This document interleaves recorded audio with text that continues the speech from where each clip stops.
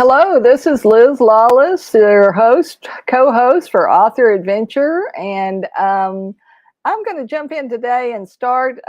This is episode 23. We're going to be talking with author Jordan Thomas in just a minute.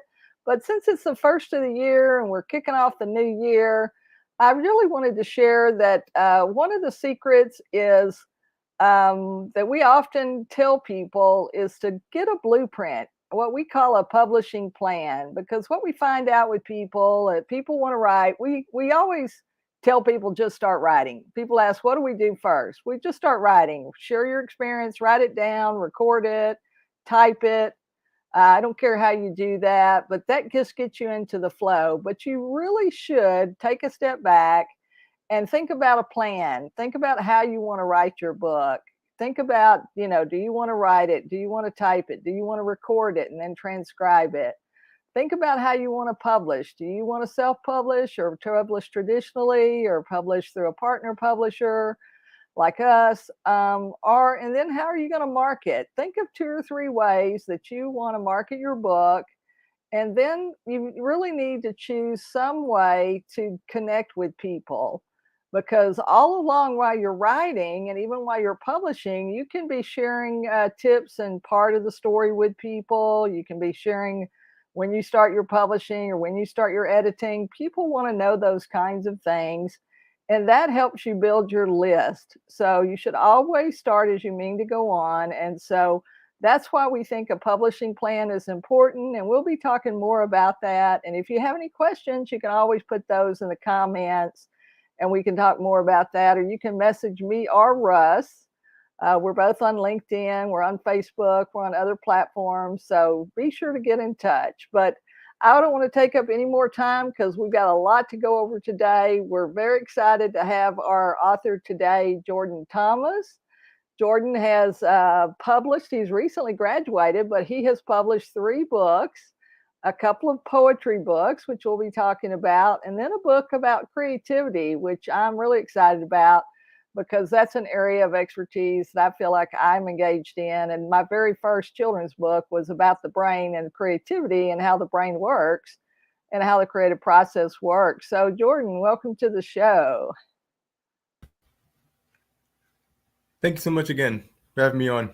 Oh, that's great. That's great. So we just talk to authors about their author journey. And so you're like kind of way ahead of some folks. So you're young. You just graduated, right, from college with a degree in business communication and public relations. So that's Mhm. exciting. I was going to major in public relations, and they didn't have public relations. It's And when funny. I was That's going to school, where I was going to school at, they only had journalism, broadcast, and speech. So mhm. I ended up going journalism and speech. But man, I really would have liked to. I wish they'd have had a PR because that's a lot more fun, than It is. That's what sometimes. it started out with. Going into college. That's why I entered into college without majoring, but I ended up changing my major and coming back full circle in the PR. Right, right. Okay. Well, great. Well, and so while did you publish your first book in high school or when you were in college, or when did you publish your first poetry book? It was my first year, first quarter, I would say, in college back in Okay. November of 2015. Right, right, great. Okay. And so how did you get started? Did you always write, or that something you just decided to do once you got into college? I've always been a writer, as far as I can remember, Uh-huh. especially doing in high school. Um, always did poetry back then and songs with my brother. We always wrote songs, hundreds of songs, All right, as far right. as That's elementary great. school. But Uh-huh. I never thought of writing a book up until my first year of college. I've always been an avid reader, and it's something I've always wanted to do. Uh-huh. In fact, June of that year, I said I would write a book. I posted on Facebook, said that I want to write a book, and next thing you know, I have one published in November of that same year. You're right, and you did it. You wrote it, you published it, and that's a big part of it too. Is committing to it and writing down and saying I'm going to do it, making the decision. Oh yeah, I think. Do you think? Because just saying it out loud or writing it down, and then looking at it, there's just something about that process that makes it more, I don't know, viable or real or yeah. something. It sounds good until you put it into action.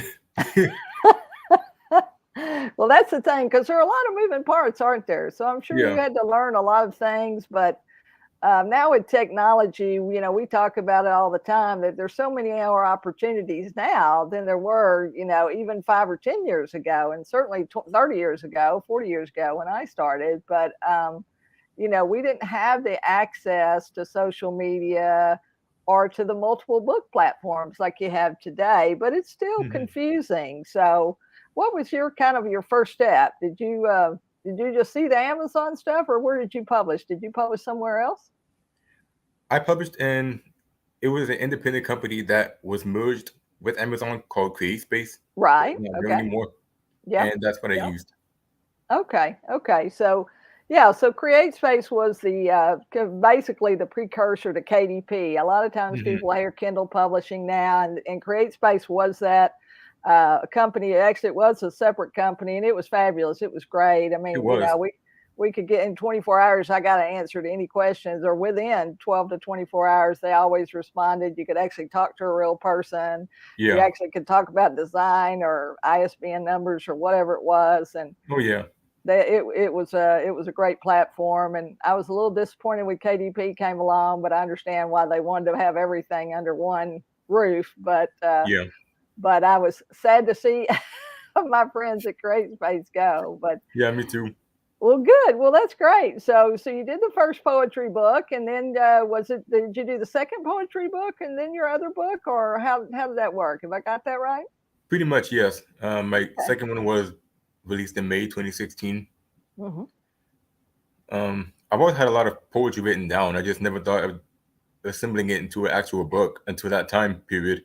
Uh-huh. Um, but that's how I use a lot of my free time during college when I don't have any homework or when I'm Right. off work. Uh-huh. I just write, whether songs or poetry. It's been a great way of expressing my sentiments, whether that's personal things or occurrences going on in the world. Um, Right. Yeah, for sure. And that's the thing about it. I mean, I never wrote as much poetry as a lot of friends, but just the fact that you had a bunch of stuff already written and you could go in and just assimilate and organize it and put it together and say, well, maybe these go together, or this goes together, or this mhm. this fits with this. Oh, now maybe I got Yeah. 8 or 10 on a certain topic or a certain subject. So I hope that y'all that are listening, these are really good key tips here. This is a gold nugget. Take some information that you've already got, some things you've already written, and just organize it. Hmm. Or called And repurposing is what it's yeah, called now. yeah, and you don't have to have a 300 or 400 page book. No. For sure. You can start with a small book, or you can start with something that maybe you've already got, that you've been working on off and Hmm. on. So, Simplicity is key, and less is more. right. I try to stick by that.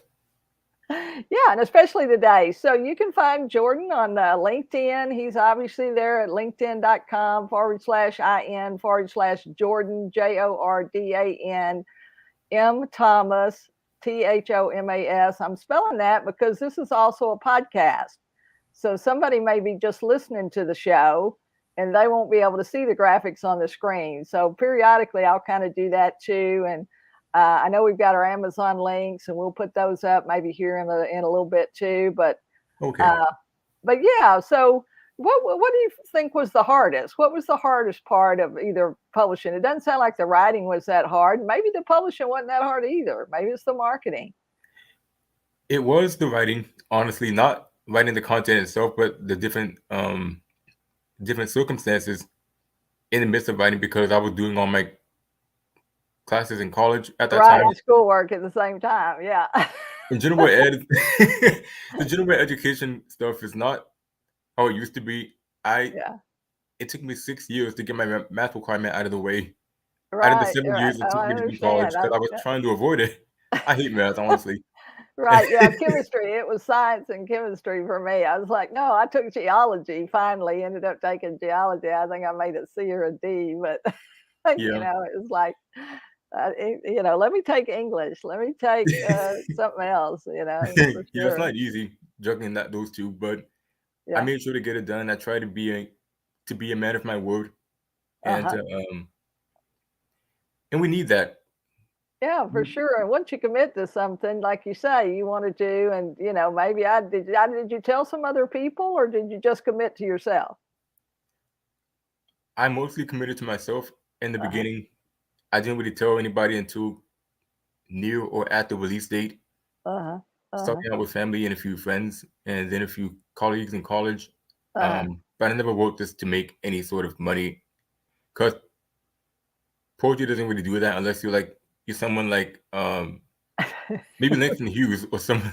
Right, right. That's right. That's right. But Well, and it's interesting though, because I was very surprised. We went to the library conference a couple of years ago. Texas has the biggest state library conference because it's such a mhm, big state. So we have 5 to 7,000 public and school librarians that come together at any given year. And obviously, we've been a little less because of COVID, and they had to do it online for a couple of years due to COVID. But we're back mhm, going in person now.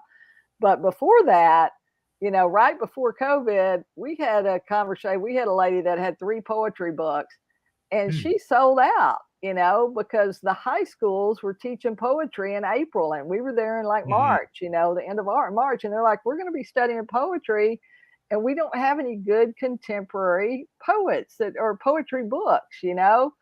So they were very excited. She gave the first one, and then they bought the second and third one. And I mean, I that's was a good really strategy. blown away. Yeah, so good strategy. So that's what I'm telling you. Go ahead and write that third poetry book. Because April is National Poetry Month. So, Yeah, it's coming up. So there's a lot more about poetry than most people realize, and certainly oh more than yeah. I realized. Because I would have before that, I would have said, yeah, there's a lot of things, but it's like contests, it's like poetry magazines. I really Mhm. had no idea that it was a huge opportunity in the high schools, especially Oh yeah. across the state. And like you say, with Texas being one of the biggest states, and every community, the biggest employer is the school district. Mhm, For the most part, unless there's a big plant or something.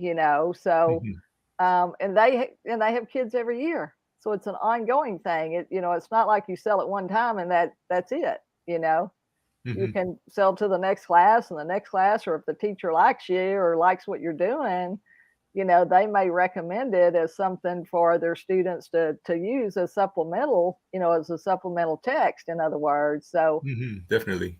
so that's a good possibility. Well, we've got some folks on. I know Jenny jumped on, Jenny Gold, and I think Russ was there waving at us, and Jim Kunkel. You've got probably know some of these folks. So Mhm. well, tell us what surprised you, Jordan, about the process, just the writing and the publishing and the marketing process. Was there anything that kind of stands out to you as the biggest surprise, or maybe the biggest challenge? Honestly, the biggest challenge for me was trying to get reviews. I'm sure a lot of authors can say the same thing. Um, Yeah, for we all have sure. busy lives. We're pretty much consumed with everyday activities and everyday tasks. But Hmm. having that and trying to acquire that feedback really meant a lot to me. Yeah, But for in the sure. midst of doing that,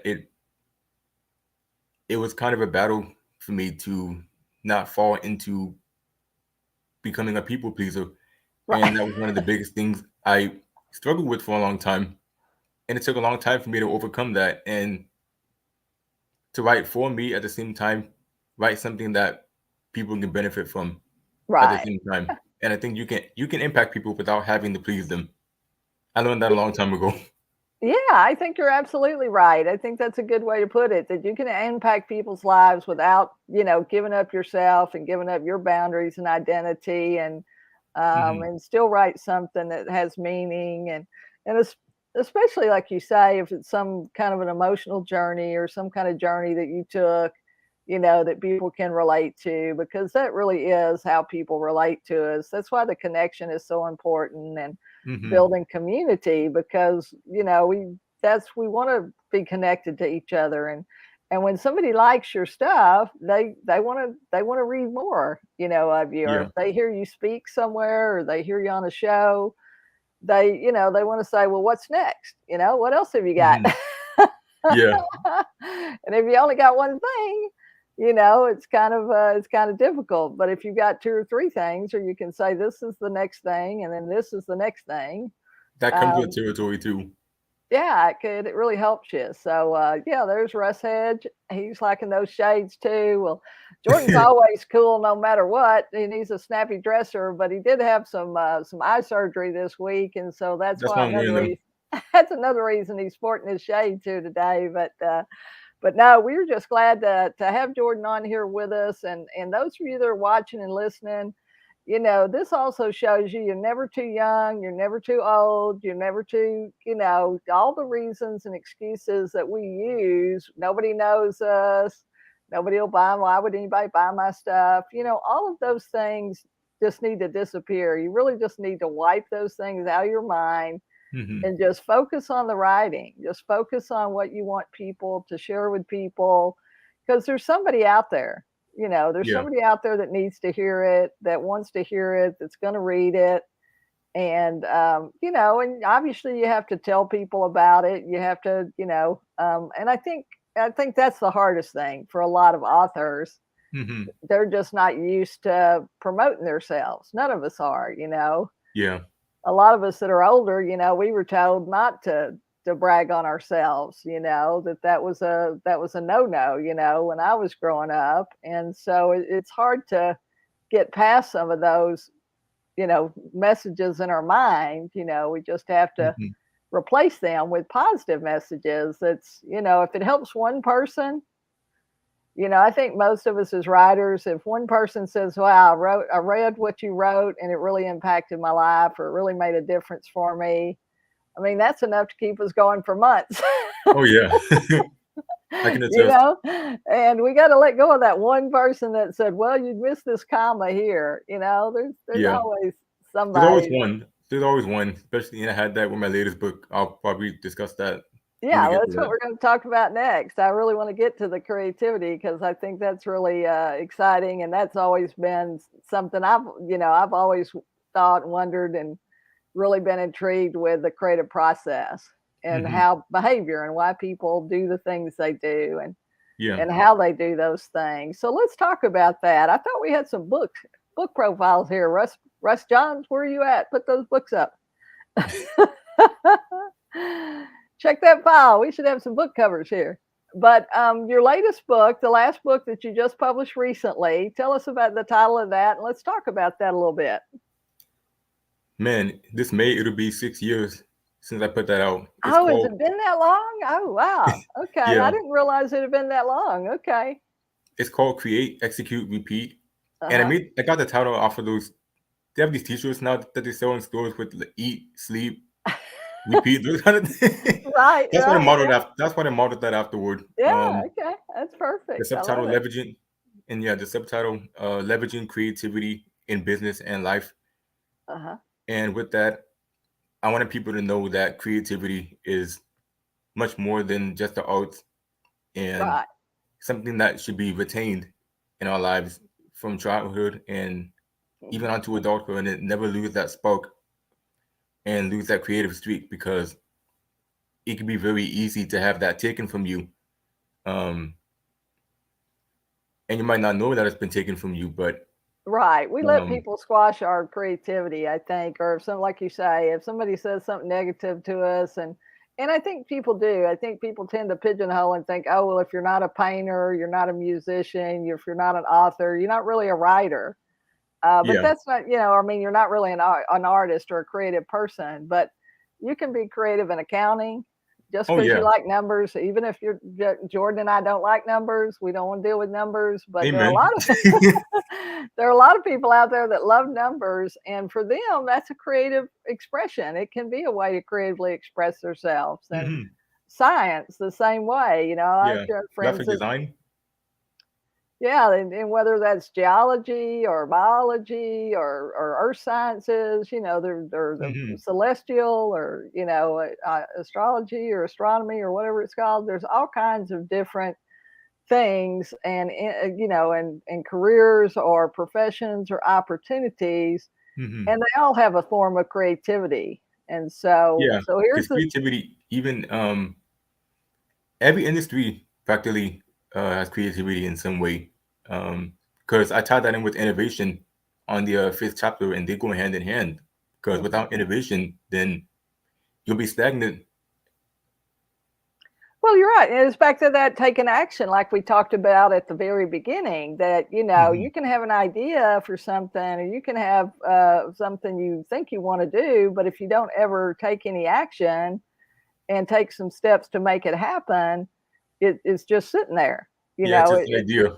it never comes to fruition without that implementation. And like you say, without applying some maybe sweat equity or some Hmm. monetary or some other, or some energy to that process. So that's great. And yeah, and I think it's like you say, I think we let people steal our creative expression from us, or, and we become fearful sometimes of, what people will think or say or do. And, Yeah, we it's got to mostly get on past us. that.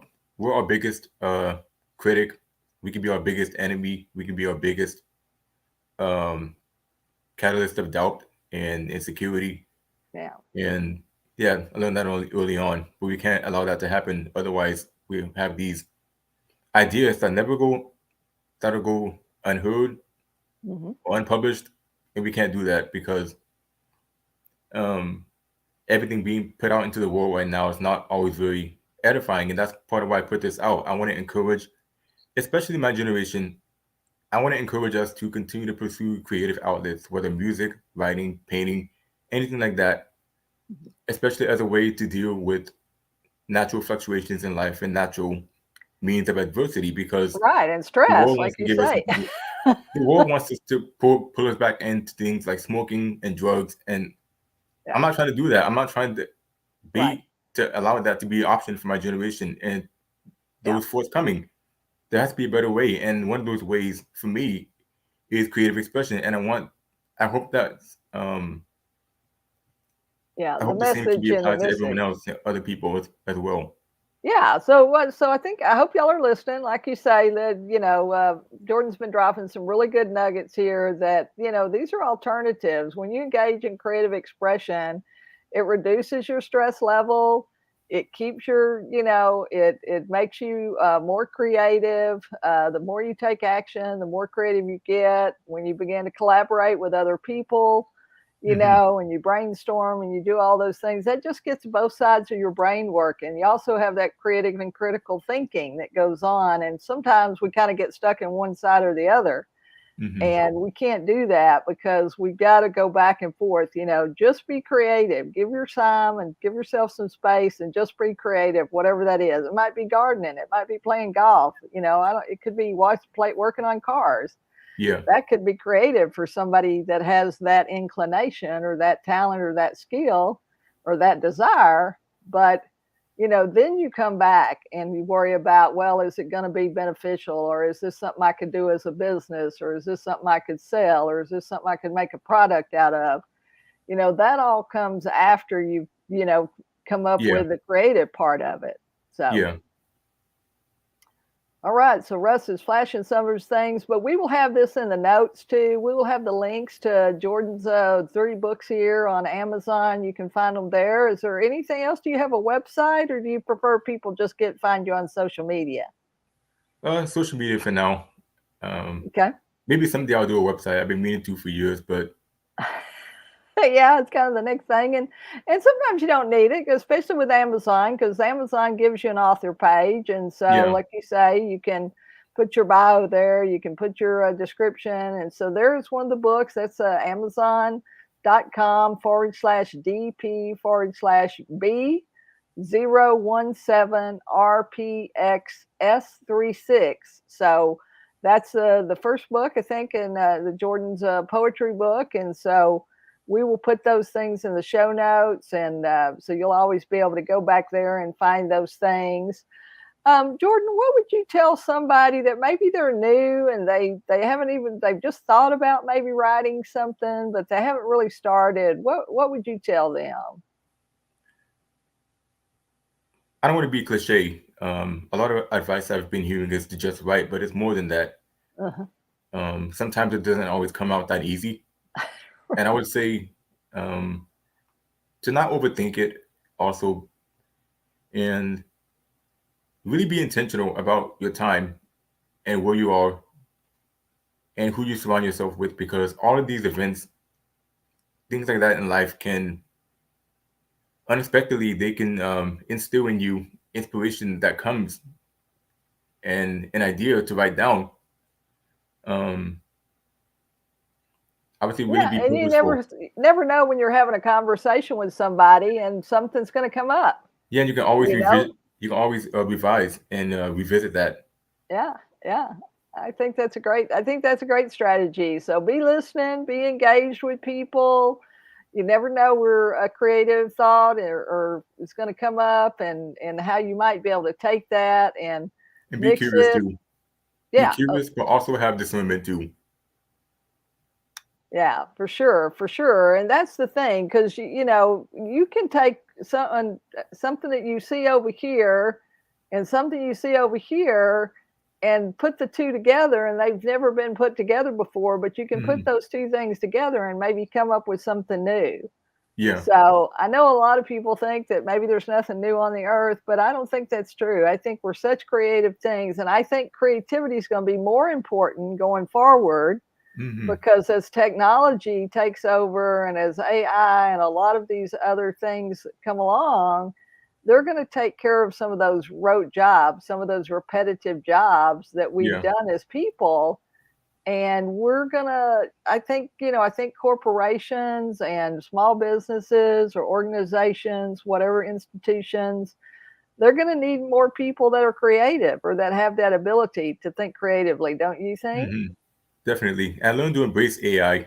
I was a little intimidated at first, but I'm learning to navigate it now and seeing what it really represents and what can be sought out of it. Yeah, and it's probably just another tool. I mean, right now, I mean, eventually it may become more than that. But I think I was kind of the same way. And I kind of still have mixed feelings about some of it. Hmm. But I think it's like you say, you got to explore anything new that comes along. I mean, we didn't know about social media, 10 years ago. We didn't have Hmm. Facebook. We didn't have LinkedIn. We didn't have live streaming like this. I mean, you could do it, but it was really expensive. Not just anybody could get on and start sharing their information. And so the tools are really valuable. Yeah. And since we're talking technology, we're going to have our buddy Russ Johns, our co-host here for the Author Adventure, come back on. And I know I you and just wanted to jump in before we wrap it up today because it's been a great conversation and I love talking about this kind of activity. And Jordan, you've been a friend, you've been someone that I've followed and connected with in person, which is kind of rare these days. It's like, okay, Hmm.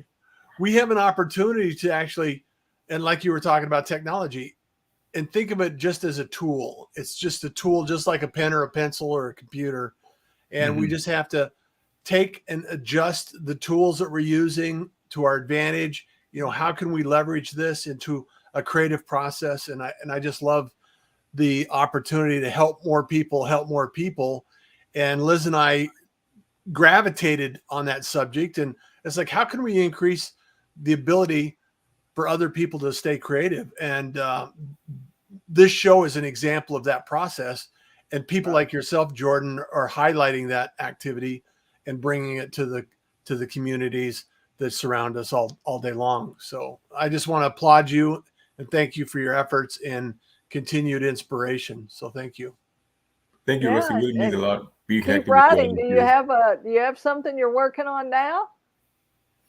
I Or am. are you just doing the job? So He always has something work. He's always working on something, Liz.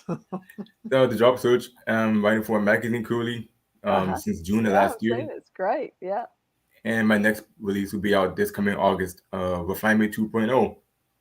It will be a Okay. collection of poetry and essays, and I chose the title Refinement because it's Yeah. going to deal with a lot about the pandemic and just stuff we really should be asking ourselves is are we being refined on a daily basis, or are we allowing everything we see to regress us, whether that's on the news, the um Yeah.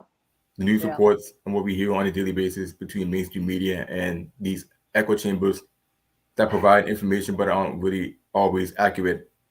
And have we become at least better in this whole process? Are we allowing ourselves to get immune, not just physically, but spiritually, mentally, emotionally? Yeah, I think you're right, and I think that is it. And I think those of us that are positive and that are want to be motivational, want to be inspirational, that we've got to band together and we've got to support each other and we've got to engage in activity because it is easy for people to go down the other road. It is easy to be depressed. It would be easy to be sad or to be disappointed or whatever, but life is really a gift, and we have that choice. As our friend Russ Head says, life happens and then you choose. And so, we appreciate that you're choosing a positive route, that you're a positive role model, not only for your generation, but for those of us that are older than you. You've certainly been an inspiration, I know, for Russ and for Jenny and some of our other folks that have been on here today, Jim. And so if there's one last thing you want to share with the audience, Jordan, what would that be? I would say that there's going to be a lot going on in the future going forth. Forthcoming challenges that we've now seen in the last 3 years. But I would say that don't let it hinder you, but keep allowing it to refine you and allowing you to grow and flourish. And don't cave into the plethora of negativity that's being pumped out by the mainstream media and the news, because every day is a chance. Every day we have a choice to be better than we were yesterday. Every day we have a chance to walk in our God-given purpose and our authority and serve Him and serve others and serve those around us and be a mean of enlightenment and be a mean of encouragement and edification. Yeah. And we need that more now than ever. More now than ever. I think you're absolutely right. So, well, thank you, Jordan, for being on the show with us here. I mean, the time goes so fast, but once you get that other book written, you'll have to come back and we'll do a part 2 and we'll talk more about some of these things. And in the meantime, you can find Jordan. He's on LinkedIn. It's Jordan Thomas, JORDANTHOMAS. If you're listening to our podcast, check Jordan out on LinkedIn. He'd be glad to connect with you. And if you haven't connected with Russ and I, you can do that as well, Russ Johns or Liz Lawless. And we thank you for watching and listening. And Russ, we're here every Tuesday at 5 p.m. Central Time, 4 p.m. Mountain Time, 3 p.m. Pacific Time. Great. And we're sharing the 5 secrets in the art and business of publishing. And so thanks, Jordan, for being with us. And you can always come back and listen to the show. It's archived on YouTube. You can go to our YouTube channel at Author Adventure and subscribe. And go back and watch those other interviews too. And go back and watch this interview with Jordan, because he really shared some significant things that are important to helping you live a positive and a fulfilling life. So we appreciate you, Jordan, and we'll see you probably on another live stream. Take care. Enjoy the day. Bye.